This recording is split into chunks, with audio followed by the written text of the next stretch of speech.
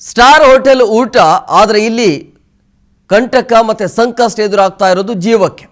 So ಹಂಗಾಗಿ star hotel ಇರುತ್ತೆ, ದುಡ್ಡು ಜಾಸ್ತಿ ಇದ್ರೂ ಪರವಾಗಿಲ್ಲ, ಚೆನ್ನಾಗಿ ಊಟ ಇರುತ್ತೆ ಅಂಥೇಳಿ ಅಂದ್ಕೊಂಡು ಹೋದರೆ ಇಲ್ಲಿ ಜೀವಕ್ಕೆ ಕಂಟಕ ಎದುರಾಗೋದಂತೂ ಫಿಕ್ಸ್. ಇದು ಬೆಂಗಳೂರು ಸ್ಟಾರ್ ಹೋಟೆಲ್ ಊಟ ಎಷ್ಟರ ಮಟ್ಟಿಗೆ ಸೇಫ್ ಅನ್ನುವಂಥ ಪ್ರಶ್ನೆ ಈಗ. ಕೊಳೆತ ಮಾಂಸ ಇದೆ, ತರಕಾರಿಗಳು ಅವಧಿ ಮೀರುವಂಥ ಹಾಲು ಪತ್ತೆಯಾಗಿದೆ. ರಾತ್ರೋರಾತ್ರಿ ಪ್ರತಿಷ್ಠಿತ ಹೋಟೆಲ್ಗಳ ಮೇಲೆ ರೇಡ್ ಆಗತ್ತೆ. ಆಹಾರ ಸುರಕ್ಷತಾ ಇಲಾಖೆಯಿಂದ ದೊಡ್ಡ ಮಟ್ಟದ ಕಾರ್ಯಾಚರಣೆ ಇದು. ದಾಳಿಯ ಸಂದರ್ಭದಲ್ಲಿ ಪ್ರತಿಷ್ಠಿತ ಹೋಟೆಲ್ಗಳ ಕರ್ಮಕಾಂಡ ಬಟಾಬಯಲಾಗಿದೆ. ಸ್ಟಾರ್ ಹೋಟೆಲ್ ದುಡ್ಡು ಜಾಸ್ತಿ ಆದರೂ ಪರವಾಗಿಲ್ಲ, ಶುಚಿವಾಗಿರುತ್ತೆ, ಗುಣಮಟ್ಟ ಚೆನ್ನಾಗಿರುತ್ತೆ ಅಂಥೇಳಿ ಯಾರೆಲ್ಲ ಈ 5 ಸ್ಟಾರು ಮತ್ತು 3 ಸ್ಟಾರ್ ಹೋಟೆಲ್ಗಳನ್ನು ಹುಡ್ಕೊಂಡು ಹೋಗ್ತಾರಲ್ಲ ಅಂಥವರು ನೋಡಲೇಬೇಕಾಗಿರುವಂಥ ಸುದ್ದಿ ಇದು. ಹೆಸರಿಗೆ ಮಾತ್ರ, ಹೊರಗಡೆ ಬೋರ್ಡ್ ಮಾತ್ರ ಚೆನ್ನಾಗಿರುತ್ತೆ, ಕೂತ್ಕೊಳ್ಳೋಕ್ಕೆ ಸೀಟ್ ಚೆನ್ನಾಗಿರ್ಬೋದು, ಬಿಟ್ರೆ ತಿನ್ನುವಂಥ ಆಹಾರ ಅಲ್ಲಿ ಚೆನ್ನಾಗಿಲ್ಲ ಅನ್ನೋದು ಕನ್ಫರ್ಮ್ ಇದು. ನೋಡಿ, ಆರೋಗ್ಯ ಸುರಕ್ಷತಾ ಇಲಾಖೆ ಕಾರ್ಯಾಚರಣೆ ಮಾಡುವಂಥ ಸಂದರ್ಭದಲ್ಲಿ ಈ ದೊಡ್ಡ ದೊಡ್ಡ ಹೋಟೆಲ್ಗಳ ಕರ್ಮಕಾಂಡ ಈಗ ಬಯಲಾಗ್ತಾ ಇರೋದು. ತಿನ್ನುವಂಥ ಆಹಾರ ಸೇಫ್ ಇಲ್ಲ ಅಂತ ಹೇಳಿದಾಗ ಅಂದರೆ ತಿನ್ನುವಂಥ ಆಹಾರದಲ್ಲೂ ಕೂಡ ಈಗ ವಿಷ ಇದೆ ಅಂತ ಅರ್ಥ. ಚೆನ್ನಾಗಿರಬೇಕು, ಬದುಕನ್ನು ಚೆನ್ನಾಗಿ ಕಟ್ಕೊಳ್ಬೇಕು ಅಂತ ಹೇಳಿದ್ರೆ ಮೊದಲು ಆಹಾರದ ಕಡೆ ಗಮನ ಕೊಡಬೇಕು. ಆದರೆ ಆಹಾರನೇ ಸರಿ ಇಲ್ಲ ಅಂತ ಹೇಳಿದಾಗ ಹೇಗೆ ಇದು? ಪ್ರತಿಷ್ಠಿತ ಹೋಟೆಲ್ ರೆಸ್ಟೋರೆಂಟ್ಗಳ ಮೇಲೆ ದಾಳಿ ಆಗಿದೆ. ವೀಕೆಂಡ್ ಇರುವಂಥ ಹಿನ್ನೆಲೆಯಲ್ಲಿ ಆಹಾರದ ಗುಣಮಟ್ಟ, ಅದರ ಜೊತೆಗೆ ಶುಚಿತ್ವವನ್ನು ಪರಿಶೀಲನೆ ಮಾಡೋದಕ್ಕೆ ಅಧಿಕಾರಿಗಳು ಮುಂದಾಗಿದ್ದಾರೆ. ಇದು ಒಳ್ಳೆಯ ಬೆಳವಣಿಗೆ. ಹೋಟೆಲಲ್ಲಿ ಅವಧಿ ಮೀರಿದ ನಾನ್ ವೆಜ್ ಪತ್ತೆ ಆಗಿದೆ. Radisson blue hotel, JW married ಹೋಟೆಲ್ಗಳಲ್ಲಿ ಪತ್ತೆ ಆಗಿರೋದು. ಆಹಾರ ಮಾದರಿ ಸಂಗ್ರಹಿಸಿ ಅದನ್ನು ಲ್ಯಾಬ್ಗೆ ಕಳುಹಿಸಿದಂಥ ಸಂದರ್ಭದಲ್ಲಿ ಪರೀಕ್ಷೆ ಮಾಡಿರುವಂಥ ಹಿನ್ನೆಲೆಯಲ್ಲಿ ಗೊತ್ತಾಗಿರೋದು ಯಾವುದು ಚೆನ್ನಾಗಿಲ್ಲ ಅನ್ನೋದು. ತರಕಾರಿನೂ ಚೆನ್ನಾಗಿಲ್ಲ, ಆಮೇಲೆ ಹಾಲು ಚೆನ್ನಾಗಿಲ್ಲ, ಮಾಂಸವೂ ಕೂಡ ಚೆನ್ನಾಗಿಲ್ಲ, ಅದರ ಜೊತೆಗೆ ಆಹಾರ ತಯಾರಿಕೆ ಆಗಿರುವಂಥ ಕೊಠಡಿಯೂ ಕೂಡ ಸರಿ ಇಲ್ಲ, ಶುಚಿತ್ವ ಇಲ್ಲಿ ಕ್ಲೀನೆಸ್ ಇಲ್ಲ ಅಲ್ಲಿ. ಹಂಗಾದ್ರೆ ಹೇಗೆ ಬದುಕೋದು ಹೇಗೆ ಅನ್ನುವಂಥ ಪ್ರಶ್ನೆ ಈಗ. ಸೊ ಹಂಗಾಗಿ ಯಾರೆಲ್ಲ ಈ ಸ್ಟೋರಿಯನ್ನು ನೋಡ್ತಾ ಇದ್ರಿ, ಇನ್ಮೇಲೆ ಇಂಥ ಸ್ಟಾರ್ ಹೋಟೆಲ್ಗಳಿಗೆ ಹೋಗೋಕ್ಕೂ ಮುಂಚೆ ಎಚ್ಚರವನ್ನು ವಹಿಸಿ ಅವರಿಗೆ ಪ್ರಶ್ನೆ ಮಾಡಿ, ನೀವು ಹೇಗಿದೆ, ಏನು ವ್ಯವಸ್ಥೆ, ಯಾವ ರೀತಿಯಾಗಿ ಶುಚಿತ್ವವನ್ನು ನೀಡಲಾಗತ್ತೆ. ವಿಪರೀತವಾಗಿ ರೇಟ್ ಅಂತೂ ಇದ್ದೇ ಇರುತ್ತೆ. ಆ ರೇಟಿನ ತಕ್ಕಂತೆ ಗುಣಮಟ್ಟದ ಆಹಾರ ಇಲ್ಲ ಅಂತ ಹೇಳಿದ್ರೆ ಏನು ಹೇಳಬೇಕು ಇವರಿಗೆ ಅಂತ. ಯಾವ ಯಾವ ಹೋಟೆಲ್ಗಳ ಮೇಲೆ ರೇಡ್ ಆಗಿದೆ ಅನ್ನೋದನ್ನ ಡೀಟೇಲ್ ಆಗಿ ನೋಡ್ತಾ ಹೋಗೋಣ. ಆದರೆ ಇಲ್ಲಿ ಈ ಹೋಟೆಲ್ ಮಾಲೀಕರು ಮಾಡ್ತಾ ಇರುವಂಥ ಎಡವಟ್ಟುಗಳನ್ನು ನೋಡ್ತಾ ಇದ್ರೆ ಮೊದಲೇ ಆಯಸ್ಸು ಕಮ್ಮಿ, ಅದರ ಮಧ್ಯೆ ಈ ರೀತಿ ಕಲುಷಿತ ಆಹಾರವನ್ನು ಸೇವನೆ ಮಾಡಿಬಿಟ್ಟು ಬೇಗನೆ ಸತ್ತು ಹೋಗ್ಬಿಡಿ ಅಂತ. ತಿನ್ನುವಂಥ ಆಹಾರ ಸೇಫ್ಟಿ ಇಲ್ಲ ಅಂತ ಹೇಳಿದ್ರೆ ಬದುಕೋದು ಹೇಗೆ? ಮೊದಲು ಆಹಾರದ ಕಡೆ ಗಮನ ಕೊಡಬೇಕು, ಒಂದು ಸ್ವಲ್ಪ ದಿನ ಜಾಸ್ತಿಗೆ ಉಳಿಬೇಕು ಅಂತ ಹೇಳಿದ್ರೆ. ತಿನ್ನುವಂಥ ಆಹಾರವೇ ಈಗ ವಿಷ ಆಗ್ತಿದೆ ಅಂತ ಹೇಳಿದಾಗ ಬದುಕೋದು ಬಹಳ ಕಷ್ಟ. ಆಮೇಲೆ ಜನಸಾಮಾನ್ಯರಿಗೆ ಗೊತ್ತಾಗೋದಿಲ್ಲ ಇದು ಹೇಗೆ ಪರಿಶೀಲನೆ ಮಾಡೋದು, ಏನು ಎತ್ತ ಅಂತೇಳಿ. ಯಾಕಂದರೆ ಅವರು ಏನೇನೋ ಹಾಕಿ ಚೆನ್ನಾಗಿ ಸ್ಮೆಲ್ ಬರೋ ಥರ ಏನೋ ಮಾಡಿಬಿಡ್ತಾರೆ, ಹಂಗಾಗಿ ಗೊತ್ತಾಗೋದೇ ಇಲ್ಲ. ಈ ರೀತಿ ಲ್ಯಾಬಿಗೆ ಹೋದ್ಮೇಲೆ ಗೊತ್ತಾಗೋದು ಇವರ ಬಂಡವಾಳ.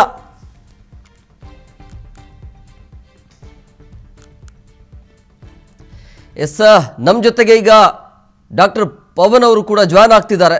ಸರ್ ನಮಸ್ಕಾರ. ಸರ್, ಈಗ ಈ ತಿನ್ನುವಂಥ ಆಹಾರವು ವಿಷವಾಗ್ತಿದೆ ಅಂತ ಹೇಳಿದ್ರೆ ಹೇಗೆ ಬದುಕೋದು ಹೇಗೆ ಅಂಥೇಳಿ, ಪ್ರಮುಖವಾಗಿ ಇಲ್ಲಿ ಯಾವುದು ಆಹಾರವನ್ನು ತೆಗೆದುಕೊಳ್ಬೇಕು, ಯಾವುದನ್ನು ತೆಗೆದುಕೊಳ್ಬಾರ್ದು ಅಂತ ಹೇಳಿದ್ರೆ ನೀವು ಏನು ಹೇಳ್ತೀರಿ? ಯಾವ ಆಹಾರ ಸೇಫ್ ಸದ್ಯದ ಮಟ್ಟಿಗೆ? ನೋಡಿ, ಯಾವಾಗ್ಲೂ ನಾವು ಈ ಆಹಾರದ ಬಗ್ಗೆ ನಾವು ತುಂಬಾನೇ ಕಾಳಜಿ ವಹಿಸ್ಬೇಕಾಗತ್ತೆ. ಯಾಕಂದ್ರೆ ಆಹಾರ ಯಾವಾಗ್ಲೂ ಸ್ವಲ್ಪ ಕಲುಷಿತಗೊಂಡಾಗ ನಮಗೆ ಇನ್ಫೆಕ್ಷನ್ಸ್ ಆಗುವಂತ ಚಾನ್ಸಸ್ ಜಾಸ್ತಿ ಇರುತ್ತೆ. ಎಸ್ಪೆಷಲಿ ನಾವು ಈ ಫುಡ್ ಕಂಟಾಮಿನೇಷನ್ ಅಂತ ಹೇಳ್ತೀವಿ ಅಥವಾ ವಾಟರ್ ಕಂಟಾಮಿನೇಷನ್ ಅಂತ ಹೇಳ್ತೀವಿ.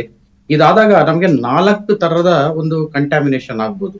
ಒಂದು ಬಯಾಲಜಿಕಲ್ ಕಂಟ್ಯಾಮಿನೇಷನ್, ಅಂದ್ರೆ ಈ ಫುಡ್ ಕಲುಷಿತವಾದಾಗ ಜರ್ಮ್ಸ್ ಅದರಲ್ಲಿ ಬೆಳಿಬಹುದು. ಅಂದ್ರೆ ಬ್ಯಾಕ್ಟೀರಿಯಾ ಇರ್ಬೋದು, ವೈರಸ್ ಇರ್ಬೋದು, ಅಥವಾ ಫಂಗಸ್ ಇರ್ಬೋದು, ಮೋಲ್ಡ್ಸ್ ಇರ್ಬೋದು.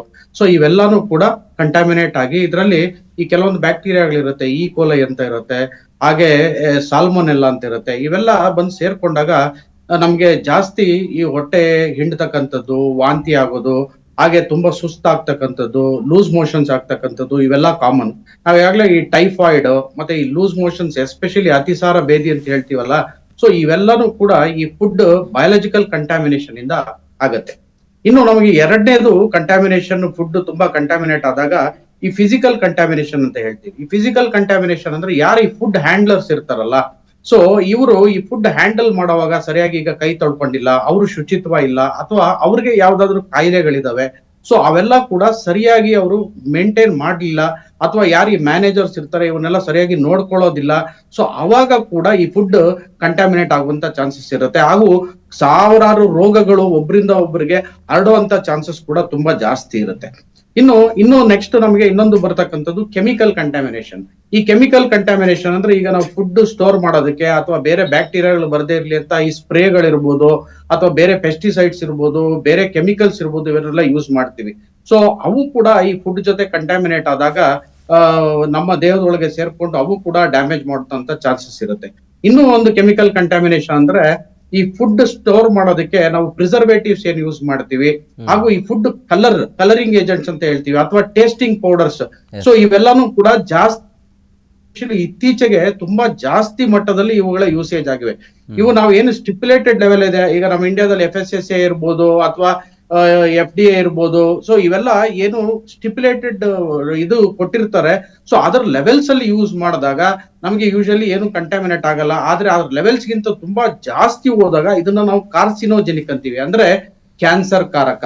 ಸೊ ತುಂಬಾ ಲಾಂಗ್ ಟರ್ಮ್ ನಾವು ಅವನ್ನ ಯೂಸ್ ಮಾಡಿದಾಗ ನಮಗೆ ಕ್ಯಾನ್ಸರ್ ಬರುವಂತ ಚಾನ್ಸಸ್ ಜಾಸ್ತಿ ಇರುತ್ತೆ. ಇದರ ಜೊತೆಗೆ ಇರಿಟಬಲ್ ಬವಲ್ ಡಿಸೀಸ್ ಅಂತ ಹೇಳ್ತೀವಿ, ಅಂದ್ರೆ ನಮ್ಮ ಈ ಜಠರಕ್ಕೆ ಅಥವಾ ಈ ಇಂಟೆಸ್ಟೈನ್ಸ್ ಅಲ್ಲಿ ತುಂಬಾ ಇನ್ಫೆಕ್ಷನ್ ಗಳಾಗಿ ಅಥವಾ ಇರಿಟೇಟ್ ಆಗಿ ಇನ್ಫ್ಲಮೇಷನ್ ಆಗಿ, ಸೊ ಲಾಂಗ್ ಟರ್ಮ್ ಅಲ್ಲಿ ಇರಿಟಬಲ್ ಬವಲ್ ಡಿಸೀಸ್ ಆಗುತ್ತೆ. ಅಂದ್ರೆ ನಮ್ಗೆ ಅವಾಗ ಲೂಸ್ ಮೋಷನ್ ಆಗೋದು, ಅಥವಾ ಕಾನ್ಸ್ಟಿಪೇಷನ್ ಆಗೋದು, ಹೊಟ್ಟೆ ಹಿಂಡ್ತಕ್ಕಂಥದ್ದು, ಸರಿಯಾಗಿ ಜೀರ್ಣೆ ಆಗಲ್ಲ. ನೋಡಿ, ಸಾಕಷ್ಟು ಜನಕ್ಕೆ ಈ ಪ್ರಾಬ್ಲಮ್ಗಳು ಇದ್ದೇ ಇರುತ್ತೆ, ಹೊಟ್ಟೆ ಉಬ್ರ ಬರ್ತಕ್ಕಂಥದ್ದು. ಸೊ ಇವೆಲ್ಲಾನು ಕೂಡ ಆಗತ್ತೆ. ಇನ್ನೊಂದು ನಮ್ಗೆ ಮುಖ್ಯವಾಗಿ ಆಗ್ತಕ್ಕಂಥದ್ದು ಈ ಅಲರ್ಜಿ ಆಗ್ತಕ್ಕಂಥದ್ದು, ಅಥವಾ ಈ ಅವಧಿ ಮೀರಿ ಇಟ್ಟಿರ್ತಾರೆ ಫುಡ್. ಈಗ ಫಾರ್ ಎಕ್ಸಾಂಪಲ್ ಎಕ್ಸ್ಪೈರಿ ಡೇಟ್ ಆಗೋಗಿರುತ್ತೆ, ಎಕ್ಸ್ಪೈರಿ ಡೇಟ್ ಆದ್ಮೇಲೂ ಕೂಡ ಕೆಲವೊಂದು ಫುಡ್ ಗಳನ್ನ ಯೂಸ್ ಮಾಡಿದಾಗ ನಮಗೆ ಇನ್ಫೆಕ್ಷನ್ ಆಗ್ತಕ್ಕಂಥದ್ದು, ಜರ್ಮ್ಸ್ ಬೆಳಿತಕ್ಕಂಥದ್ದು, ಸೊ ಇವೆಲ್ಲ ಇರ್ತವೆ. ಸೊ ಇವು ಕೂಡ ಹುಷಾರಾಗಿ ನೋಡ್ಕೋಬೇಕಾಗುತ್ತೆ. ಸೊ ಯಾವುದೇ ಈಗ ಸಣ್ಣ ಹೋಟೆಲ್ ಇರ್ಲಿ, ದೊಡ್ಡ ಹೋಟೆಲ್ ಇರ್ಲಿ, ಸೊ ಯಾವುದೇ ಅಥವಾ ನಾವು ಫುಡ್ ಈ ಹ್ಯಾಂಡ್ಲರ್ಸ್ ಇರ್ಲಿ, ಇವರೆಲ್ಲರೂ ಕೂಡ ಏನು ಈಗ ಒಂದು ಪ್ರೋಟೋಕಾಲ್ ಅಂತ ಹಾಕಿರ್ತಾರೆ, ಯಾವ್ದಾವ್ದನ್ನ ಫಾಲೋ ಮಾಡ್ಬೇಕು ಅಂತ ಹೇಳಿರ್ತಾರೆ, ಶುಚಿತ್ವವನ್ನ ಯಾವ ರೀತಿಯಾಗಿ ಕಾಪಾಡ್ಕೋಬೇಕು, ಒಂದು ಗವರ್ಮೆಂಟ್ ಒಂದು ಸೆಟ್ ಆಫ್ ರೂಲ್ಸ್ ಅನ್ನ ಅದನ್ನ ಪ್ರತಿಯೊಬ್ರು ಕೂಡ ಫಾಲೋ ಮಾಡ್ಬೇಕಾಗತ್ತೆ. ಯಾಕಂದ್ರೆ ನಾವು ಅನ್ಕೋತೀವಿ ಕಾಮನ್ ಆಗಿ ಈ ಸ್ಟ್ರೀಟ್ ಸೈಡ್ ಫುಡ್ ಇವೆಲ್ಲ ತಿಂದಾಗ ಜಾಸ್ತಿ ಇನ್ಫೆಕ್ಷನ್ ಆಗುತ್ತೆ, 5 ಸ್ಟಾರ್ ಹೋಟೆಲ್ ಅಲ್ಲಿ ತುಂಬಾ ಕ್ಲೀನಿನೆಸ್ ಮೇಂಟೈನ್ ಮಾಡ್ತಾರೆ, ಕಾಸ್ಟ್ ಜಾಸ್ತಿ ಇರುತ್ತೆ, ಅಲ್ಲಿ ಏನೂ ಆಗೋದಿಲ್ಲ ಅಂತ. ಆದ್ರೆ ಈಗ ನೀವು ಇಲ್ಲಿ ತೋರಿಸ್ತಾ ಇರೋದು ನೋಡಿದ್ರೆ, ಈಗ ಒಳ್ಳೊಳ್ಳೆ ಹೋಟೆಲ್ಗಳಲ್ಲೇ ಈಗ ಸಾಕಷ್ಟು ಕೆಟ್ಟಿರ್ತಕ್ಕಂಥ ಮಾಂಸ ಇರ್ಬೋದು, ಅಥವಾ ಹಾಲು ಎಕ್ಸ್ಪೈರಿ ಆಗಿರ್ತಕ್ಕಂಥ ಹಾಲು ಇರ್ಬೋದು, ಇವೆಲ್ಲಾನು ಕೂಡ ಜನಗಳಿಗೆ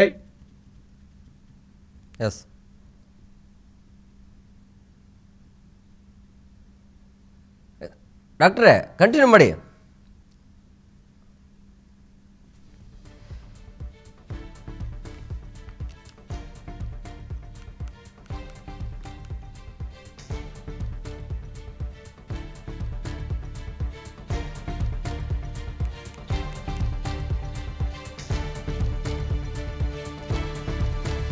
ಸಂಪರ್ಕ ಸಾಧ್ಯ ಆಗ್ತಾ ಇಲ್ಲ ನೋಡಿ. ಈಗ ಸಹಜವಾಗಿ ಸ್ಟಾರ್ ಹೋಟೆಲ್ ಅಂತ ಬಂದಾಗ ಸಹಜವಾಗಿ ಮನಸ್ಸಲ್ಲಿರೋದೇನು, ಚೆನ್ನಾಗಿ ಕ್ಲೀನ್ನೆಸ್ ಇರುತ್ತೆ, ಊಟವೂ ಕೂಡ ಚೆನ್ನಾಗಿರುತ್ತೆ ಅಂತೇಳಿ. ಬಟ್ ಅದೆಲ್ಲವೂ ಕೂಡ ಉಲ್ಟಾ ಆಗಿದೆ. ಇಲ್ಲಿ ಊಟನೂ ಚೆನ್ನಾಗಿರೋದಿಲ್ಲ, ತರಕಾರಿಯೂ ಚೆನ್ನಾಗಿರೋದಿಲ್ಲ, ಹಾಲು ಕೂಡ ಚೆನ್ನಾಗಿಲ್ಲ. ಒಟ್ಟಿನಲ್ಲಿ ಈ ರೀತಿ ಕಲುಷಿತ ಆಹಾರವನ್ನು ಸೇವನೆ ಮಾಡೋದ್ರಿಂದ ಡಾಕ್ಟರ್ ಹೇಳ್ತಾ ಇದ್ರು, ಆರೋಗ್ಯ ಅಂತೂ ಕಟ್ಟಿಟ್ಟ ಬುತ್ತಿ, ಅಂದರೆ ಆರೋಗ್ಯ ಸಮಸ್ಯೆ ಕಾಡುತ್ತೆ, ನಾನಾ ಕಾಯಿಲೆಗಳು ಬರುತ್ತೆ ಅಂಥೇಳಿ. ಸೊ ಇದ್ದಾಗ ಸಹಜವಾಗಿ ಇದು ಜನರ ಮೇಲೆ ದೊಡ್ಡ ಮಟ್ಟದಲ್ಲಿ ಪರಿಣಾಮ ಬೀರುತ್ತೆ. ಸೊ ಇದು ಒಳ್ಳೆಯ ಬೆಳವಣಿಗೆ ಆಗ್ತಾ ಇದೆ. ಇಂಥ ಹೋಟೆಲ್ಗಳನ್ನು ಆದಷ್ಟು ಬೇಗ ಇಂಥ ಹೋಟೆಲ್ಗಳ ಕಡೆ ಈ ಆರೋಗ್ಯ ಇಲಾಖೆ ಅಧಿಕಾರಿಗಳು ಗಮನ ನೀಡಬೇಕಾಗತ್ತೆ.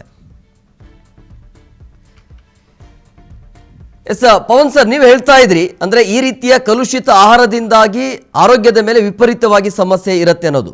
ಸೊ ಹಂಗಾದಾಗ ಈಗ ಕೆಲವೊಂದಿಷ್ಟು ಅಂದ್ರೆ ಆಹಾರ ಇಲಾಖೆ ಅಧಿಕಾರಿಗಳು ರೇಡ್ ಮಾಡುವಂಥ ಸಂದರ್ಭದಲ್ಲಿ ನಮಗೆ ಗೊತ್ತಾಗಿದೆ. ಅಂದ್ರೆ ಇಲ್ಲಿ ಜನಸಾಮಾನ್ಯರು ಅವರಿಗೆ ಹೇಗೆ ಗೊತ್ತಾಗತ್ತೆ ಅಂದ್ರೆ ಇದು ಒಂದು ಸ್ವಚ್ಛತೆಯಾಗಿನ ಅಡುಗೆ ತಯಾರಿಕೆ ಮಾಡಲಾಗಿದೆ ಅಥವಾ ಚೆನ್ನಾಗಿದೆ, ಇವು ಫುಡ್ ಚೆನ್ನಾಗಿದೆ, ಫುಡ್ ಚೆನ್ನಾಗಿಲ್ಲ ಅನ್ನೋದು ಹೇಗೆ ಜನಸಾಮಾನ್ಯರಿಗೆ ಗೊತ್ತಾಗೋದು ಹೇಗೆ ಕಂಡು ಹಿಡಿಯೋದು ಇದನ್ನ? ನೋಡಿ, ಇದು ಜನಸಾಮಾನ್ಯರಿಗೆ ತುಂಬಾ ಕಷ್ಟ ಆಗುತ್ತೆ. ಯಾಕಂದ್ರೆ ಜನಸಾಮಾನ್ಯರಿಗೆ ಯಾವಾಗ ಗೊತ್ತಾಗುತ್ತೆ, ಈಗ ನಾವು ಯಾವ್ದೋ ಒಂದು ಹೋಟೆಲ್ಗೆ ಹೋದ್ರೆ, ಈಗ ಊಟ ಮಾಡೋದಕ್ಕೆ ಹೋದಾಗ ಅದು ಕೆಟ್ಟಿದ್ರೆ ಈಗ ಏನಾರ ವಾಸನೆ ಬರ್ತಾ ಇದೆ ಅಥವಾ ಏನಾರ ಕಲರ್ ಚೇಂಜ್ ಆಗಿದೆ, ಸೊ ಅವಾಗ ಮಾತ್ರ ನಮ್ಗೆ ಗೊತ್ತಾಗುತ್ತೆ. ಅದರ್ವೈಸ್ ನಮ್ಗೆ ಈಗ ನೋಡೋದಕ್ಕೆ ಎಲ್ಲ ಚೆನ್ನಾಗೇ ಕಾಣಿಸುತ್ತೆ. ಈಗ ಚೆನ್ನಾಗಿ ಪ್ರಿಪೇರ್ ಮಾಡಿರ್ತಾರೆ, ಕಲರ್ ಏನೇನೋ ಹಾಕಿರ್ತಾರೆ, ಅದನ್ನ ನೋಡಿದಾಗ ನಮ್ಗೆ ಫುಡ್ ಕೆಟ್ಟಿರೋದು ಕೆಲವು ಸಲ ಗೊತ್ತಾಗೋದಿಲ್ಲ. ತಿಂದು 1 ದಿವಸ 2 ದಿವಸ ಆದ್ಮೇಲೆ ಯಾವಾಗ ಲೂಸ್ ಮೋಷನ್ಸ್ ಆಗುತ್ತೆ, ಹೊಟ್ಟೆ ನೋವು ಬರುತ್ತೆ, ಆಗ ಗೊತ್ತಾಗುತ್ತೆ. ಸೊ ಇಲ್ಲಿ ನಾವ್ ಏನ್ ಮಾಡ್ಬೇಕು ಅಂತಂದ್ರೆ, ಈಗ ಸರ್ಕಾರ ಏನೀಗ ಒಂದು ರೂಲ್ಸ್ ಅಂಡ್ ರೆಗ್ಯುಲೇಷನ್ಸ್ ಅಂತ ಮಾಡಿರುತ್ತೆ, ಈಗ FSSAI ಇರ್ಬೋದು ಅಥವಾ ಬೇರೆ ಇನ್ನ ನಮ್ಮ ಏನು ಗವರ್ಮೆಂಟ್ ಏಜೆನ್ಸೀಸ್ ಇರ್ತವೆ, ಆ ರೂಲ್ಸ್ ಅಂಡ್ ರೆಗ್ಯುಲೇಷನ್ಸ್ ನ ಎಲ್ಲಾ ಹೋಟೆಲ್ನವರು ಪಾಲಿಸ್ತಾ ಇದಾರೆ ಇಲ್ಲ ಅನ್ನೋದನ್ನ ಸರ್ಕಾರದ ಏನ್ ಏಜೆನ್ಸಿಗಳಿರ್ತವೆ ಅವು ರೆಗ್ಯುಲರ್ ಆಗಿ ನೋಡ್ಬೇಕು. ಯಾಕಂದ್ರೆ ಈಗ ನಾನು ಆಗ್ಲೇ ಹೇಳ್ದಾಗೆ, ನಿಮ್ಗೆ ಯಾವ್ದಾದ್ರು ಫುಡ್ ಕಂಟಾಮಿನೇಟ್ ಆಗ್ಬೇಕಾದ್ರೆ ಬಯಾಲಜಿಕಲ್ ಇರ್ಬೋದು, ಕೆಮಿಕಲ್ ಇದಿರ್ಬೋದು, ಅಲರ್ಜನ್ಸ್ ಇರ್ಬೋದು ಅಥವಾ ಫಿಸಿಕಲ್ ಹ್ಯಾಂಡ್ಲಿಂಗ್ ಇರ್ಬೋದು, ಯಾವುದೇ ಆಗ್ಲಿ, ಸೊ ಯಾವ್ದ್ರಿಂದಾನು ಕೂಡ ಯಾವುದೇ ತರನಾದ ಫುಡ್ ಒಂದು ಕಂಟಾಮಿನೇಟ್ ಆಗದ ಹಾಗೆ ನೋಡ್ಕೋಬೇಕು. ಸೊ ಇದು ಪೀರಿಯಾಡಿಕಲಿ ಇವರು ಚೆಕ್ಸ್ ಮಾಡ್ಬೇಕಾಗತ್ತೆ. ಅದಕ್ಕೆ ಒಂದು ಸರ್ಟಿಫಿಕೇಟ್ ಗಳನ್ನ ಕೊಡ್ಬೇಕಾಗತ್ತೆ. ಅಂದ್ರೆ ಈಗ ಈ ಹೋಟೆಲ್ ನಲ್ಲಿ ನಮ್ಮ ಚೆಕಿಂಗ್ ಆಗಿದೆ, ಸೊ ಇಲ್ಲಿ ಫುಡ್ ಕಂಟಾಮಿನೇಟ್ ಆಗಿಲ್ಲ, ಇದರ ಶುಚಿತ್ವ ಗುಣಮಟ್ಟ ಚೆನ್ನಾಗಿದೆ, ರೆಗ್ಯುಲರ್ ಆಗಿ ಇಲ್ಲಿ ನಾವು ಹೇಳಿರ್ತಕ್ಕಂಥ ಪ್ರೋಟೋಕಾಲ್ಗಳು ಫಾಲೋ ಮಾಡ್ತಾ ಇದ್ದಾರೆ. ಸೊ ಒಂದು ಸರ್ಟಿಫಿಕೇಟ್ ಅನ್ನ ಕೊಟ್ರೆ, ಈಗ ನಾವೆಲ್ಲರೂ ಹೋದಾಗ, ಈಗ ನೋಡಿ, ಈಗ ಹಾಸ್ಪಿಟಲ್ ಗಳಿಗೆ ಬಂದಾಗ ನೀವು NABH ಅಂತ ಇದೆ, ಬೇರೆ ಈಗ ಎಷ್ಟೊಂದು ಒಂದು ಗುಣಮಟ್ಟವನ್ನ ನೋಡೋದಕ್ಕೆ ಮಾಪಕಗಳಿದಾವೆ. ಅದೇ ರೀತಿಯಾಗಿ ಹೋಟೆಲ್ಸ್ಗೂ ಕೂಡ, ಯಾಕಂದ್ರೆ ನಾವು ರೆಗ್ಯುಲರ್ ಆಗಿ ತಿಂತಕ್ಕಂತ ಜಾಗಗಳವು, ಸೊ ಅಲ್ಲೂ ಕೂಡ ಒಂದು ಗುಣಮಟ್ಟವನ್ನ ಮೇಂಟೈನ್ ಮಾಡ್ತಕ್ಕಂತ ಒಂದು ಮಾಪಕಗಳು ಇರಬೇಕು. ಹಾಗೂ ಗವರ್ಮೆಂಟ್ ಒಂದು, ಈಗ ನಾವು ISI ಸೀಲ್ ಹಾಕಿದ್ರೆ ಇದು ಚೆನ್ನಾಗಿರುತ್ತೆ ಕ್ವಾಲಿಟಿ ಅನ್ನೋ ಹಾಗೆ, ನಾವು ಹೋಟೆಲ್ಗಳಲ್ಲೂ ಕೂಡ ಇದೆಲ್ಲ ಚೆಕ್ ಆಗಿದೆ, ಸೊ ಇಲ್ಲಿ ಏನು ಕಂಟಾಮಿನೇಟ್ ಆಗಿಲ್ಲ ಅಂತ ಒಂದು ಹೇಳುವಂತ ಒಂದು ಬೋರ್ಡ್ ಏನಾದ್ರೂ ಒಂದು ಡಿಸ್ಪ್ಲೇ ಇರಬೇಕು. ಆಗ ನಮ್ಗೆ ಏನಾದ್ರೂ ಆ ಹೋಟೆಲ್ ಹೋದಾಗ ಇಲ್ಲೆಲ್ಲ ಕರೆಕ್ಟ್ ಆಗಿದೆ ಅಂತ ತಿನ್ಬೋದು. ಇನ್ನೊಂದು ಕೂಡ, ನಾವು ಎಲ್ಲೇ ಹೋಟೆಲ್ಗಳಿಗೆ ಇಲ್ಲೆಲ್ಲ ಹೋದಾಗ ಊಟ ತಿನ್ನೋದಕ್ ಮುಂಚೆ ಒಂದ್ಸಲ ಕರೆಕ್ಟ್ ಆಗಿದ್ಯಾ ಇಲ್ವಾ, ಅಂದ್ರೆ ಏನಾದ್ರು ಸ್ಮೆಲ್ ಬರ್ತಾ ಇದೆಯಾ, ಕಲರ್ ಚೇಂಜ್ ಆಗಿದ್ಯಾ, ಏನಾದ್ರು ಟೇಸ್ಟ್ ಏನಾದ್ರು ವ್ಯತ್ಯಾಸ ಇದೆಯಾ, ಅದನ್ನ ನೋಡ್ಕೋಬೇಕು. ಆತರ ಏನಾದ್ರು ವ್ಯತ್ಯಾಸ ಇದ್ದಾಗ ಅದನ್ನ ದಯವಿಟ್ಟು ತಿನ್ನಬಾರದು. ಯಾಕಂದ್ರೆ ಅದು ಗೊತ್ತಿದ್ರು ನಾವು ತಿಂದ್ರೆ ನಮಗೆ ಇನ್ಫೆಕ್ಷನ್ ಆಗೋದು ಕಟ್ಟಿಟ್ಟು ಬುದ್ಧಿ. Yes, thank you doctor. ಇಷ್ಟೊತ್ತು PNS ವಿಸ್ತಾರ ನ್ಯೂಸ್ ಜೊತೆ